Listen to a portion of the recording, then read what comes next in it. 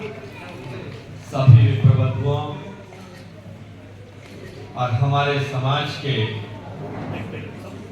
संरक्षक, मार्गदर्शक, अभिभावक, जिनके वंशज कहलाने का हमें गौरव प्राप्त है, ऐसे भगवान परशुराम के चरणों में मैं नमन करता हूं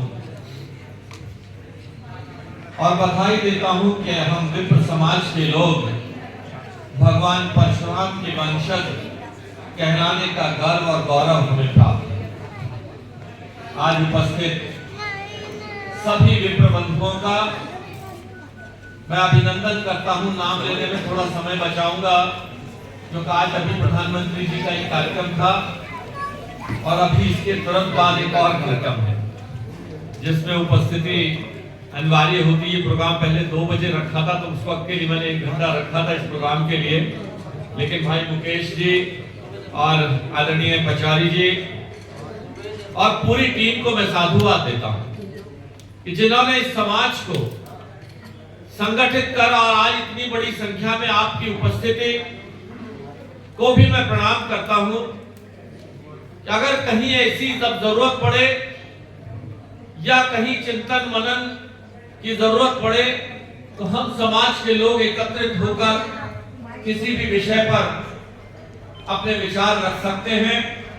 इस संयोजन शक्ति और इस संगठन शक्ति को भी आदरणीय पचौरी जी को मैं प्रणाम करता हूं। एक नाम मैं जरूर लूंगा, आज मेरे गुरु, मेरे शिक्षक, मैं एक शिक्षक का पुत्र हूं और उसी गुरु के रूप में जिन्होंने स्कूल में मुझे शिक्षा दीक्षा दी और विश्व पटल पर अपना नाम बनाया, एक कवि के रूप में, एक चिंतक के रूप में, एक मनीषी के रूप में, आदरणीय संतोषानंद जी आज हमारे बीच में हैं। मैं अभिनंदन करता हूं। हमारे युवा ब्राह्मण आपको पढ़ाया,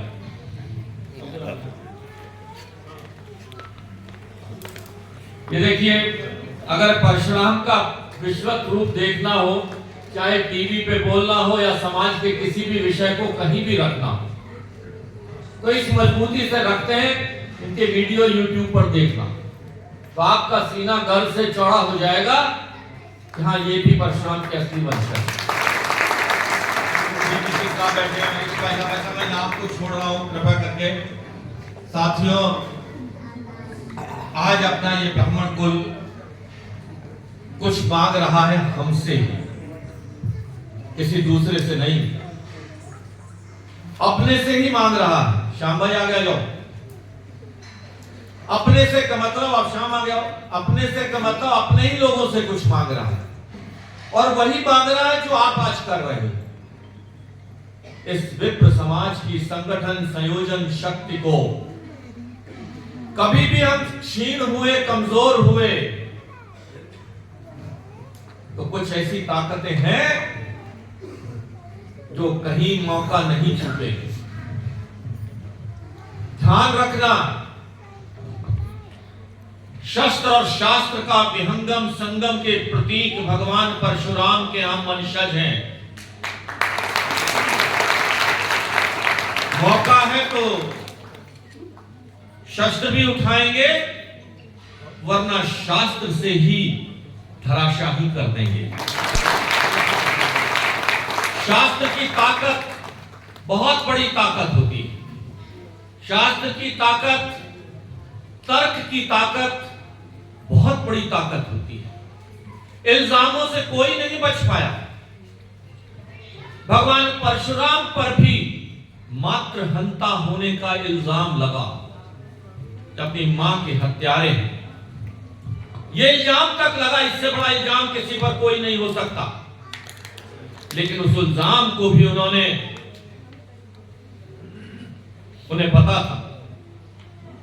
पता था कि पिता के पास क्या शक्ति है और उन्हें पता था कि पिता की क्या इच्छा है।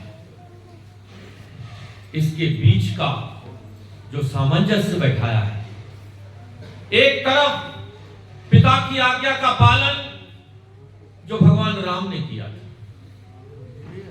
14 वर्ष का वनवास, वरना कोई दूसरा बेटा होता तो कहता ठीक है पिताजी फैसला आपने लिया, मुझे जरा सोचने दो।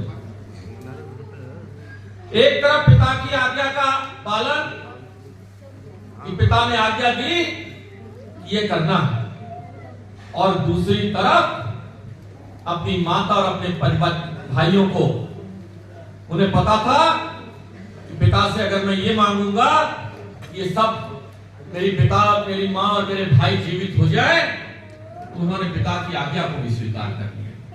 यही ब्राह्मण बुद्धि है, यही आर्यभट्ट ने काम किया है। और आप उसी चाणक्य, उसी परशुराम, उसी आर्यभट्ट के वंशज हो। कल से कहो कि मौके पर हमें क्या करना है, दीवार में सर नहीं मारना है, अपनी सब तरह की शक्ति का संचय और उस शक्ति का समय पर उपयोग।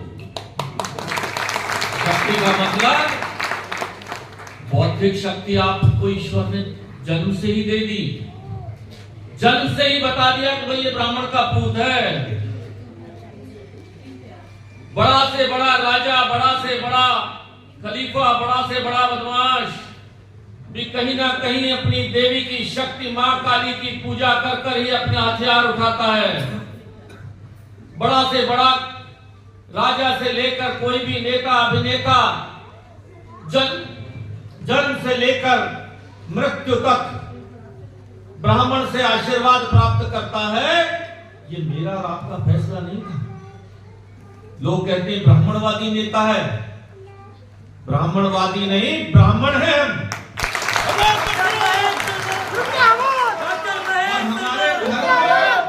हमारे घर में ये सिखाया है कि ब्राह्मण सबको साथ लेकर चलता है। सुषमा जी आज दुनिया में नहीं, कहते हैं भाई ब्राह्मण का बेटा है, नाई भी, खाती भी, बढ़ई भी, कदौली भी, सबको साथ लेकर चलता है।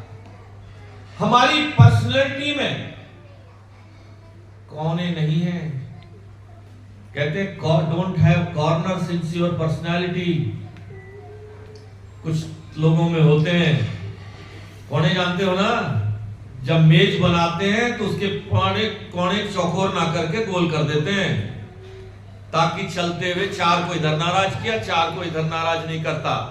ब्राह्मण जब चलता है तो यहां भी गले में हाथ डाल लेता है, संत महात्माओं के पांव छू लेता है, और जहां जरूरत पड़ जाए परशुराम का रूप भी धारण कर लेता है। डॉक्टर महेश शर्मा जिंदाबाद, डॉक्टर महेश शर्मा जिंदाबाद।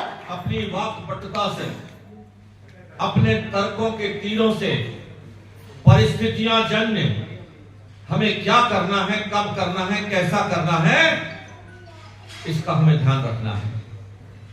चाहे वो धन बल हो, चाहे वो सामाजिक बल हो, चाहे वो राजनीतिक बल हो, और चाहे वो शस्त्र बल हो, इन सभी बलों का संयोजन रखना है।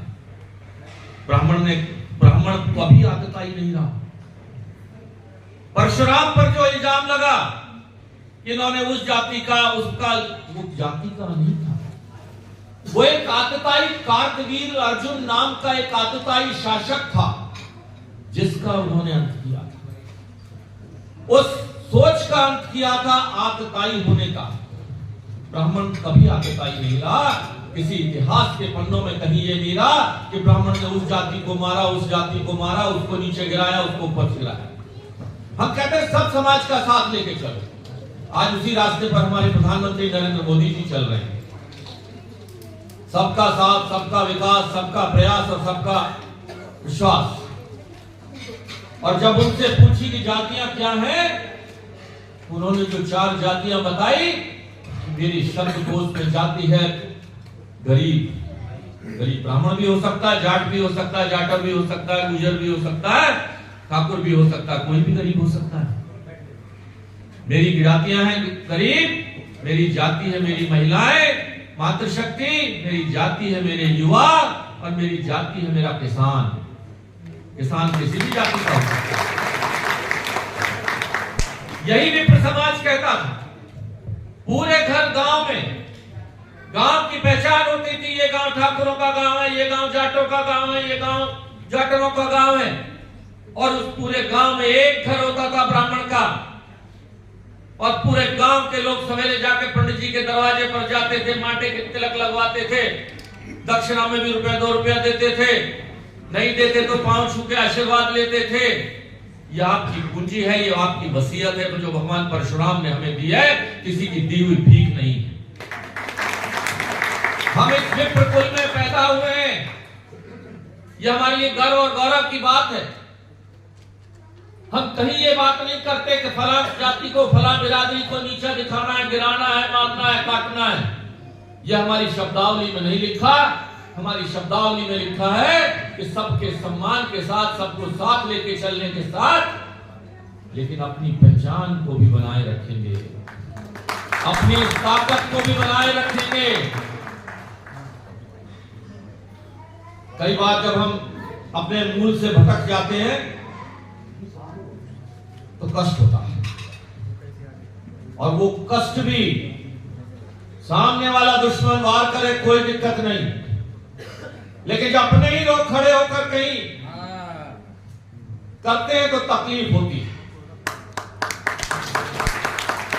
बड़ा मेडल लिए घूमते हैं, मैं ब्राह्मण समाज का पदाधिकारी हूं, हीरो हूं, लीडर हूं, और जब विषय आता है तो भटक जाते हैं रास्ते से, लालच में आ जाते हैं, दबाव में डर जाते हैं।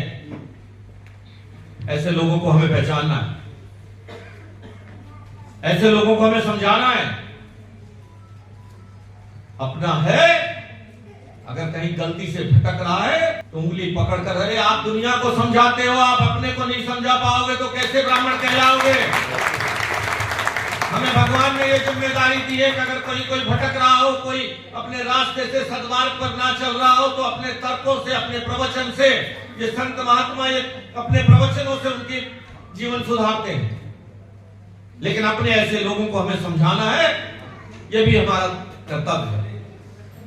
साथियों, इस ताकत को बनाए रखना, इस ताकत को मजबूत करना, यह आपकी दी हुई ताकत थी, सब समाज की दी हुई ताकत थी। 41 साल हो गए मुझे इस समाज में यहां खड़े हुए। जहां भी मेरे समाज का कोई भी व्यक्ति जिस लायक मैं उसके साथ खड़ा हुआ, मैं खड़ा रहा।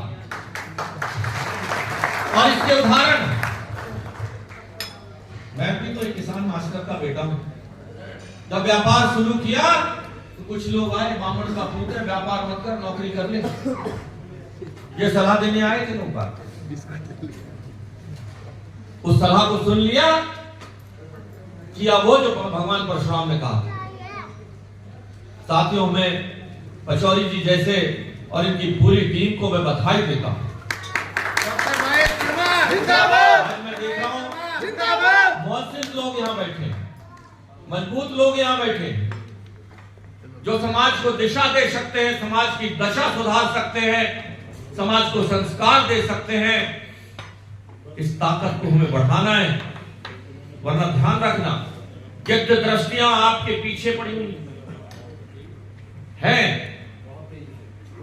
उनका हमें ध्यान रखना है। जिस लायक भी आप अपने इस बेटे को, अपने भाई को, अपने इस दोस्त को, अपने समाज के बेटे को, प्रतिनिधि को, जिस लायक भी आप समझेंगे, नतमस्तक होकर अगर कोई गलती जाने अनजाने में भी किसी के लिए हो जाएगी तो चौराहे पर खड़ा होकर, यहां मंच के समाज के सामने खड़ा होकर क्षमा मांग लूंगा। खड़ा होकर चौराहे पर खड़ा होकर अपने समाज के किसी भी व्यक्ति के चरणों में अगर उम्र में छोटा होगा तो भी माफी मांग लूंगा। लेकिन समाज के उन लोगों से नहीं जो समाज में दीमक का काम करते हैं, समाज के उन लोगों के लिए नहीं जो समाज के आचार विचारों के खिलाफ काम करते हैं, समाज के उन लोगों के लिए नहीं जो समाज के नाम पर कलंक है। वो मेरे आदर्श नहीं हो सकते। मेरे आदर्श पचौरी जी हो सकते हैं, मेरे आदर्श संतोषानंद जी हो सकते हैं, मेरे आदर्श कोई भी मेरी छोटी उम्र का, आइए आदरणीय करके जी हमारे बीच में है, देखिए बहुत अच्छा लग रहा है, बहुत बहुत धन्यवाद।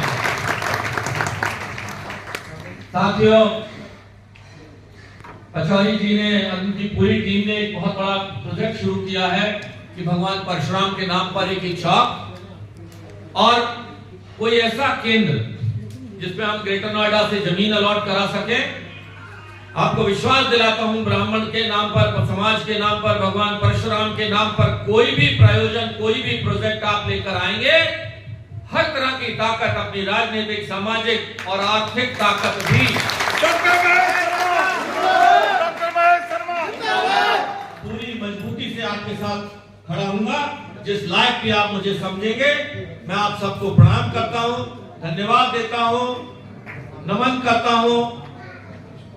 और आज क्षमा याचना के साथ मुझे विदाई भी यहां से लेनी पड़ेगी। कार्यक्रम को आगे ऐसे ही जारी रखें, जो बहुत चिंतन और विचार होगा, क्योंकि दोनों की प्रकार इस कार्यक्रम को 2 बजे की बजाय मुझे 12 बजे करना पड़ा। ऑलरेडी मैं लेट हो चुका हूं। बहुत बहुत धन्यवाद।